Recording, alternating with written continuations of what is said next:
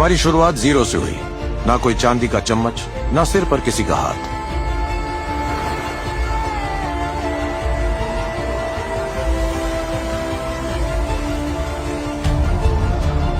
दुनिया को हमारे सपने सिर्फ सपने लगे।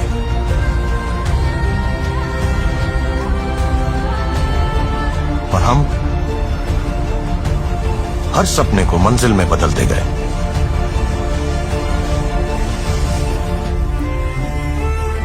ना जिंदगी में कोई स्क्रिप्ट मिली, ना कोई नक्शा, बस एक जज्बा जो सोने को राजी नहीं था। क्योंकि विरासत थमाई नहीं जाती, बनाई जाती है।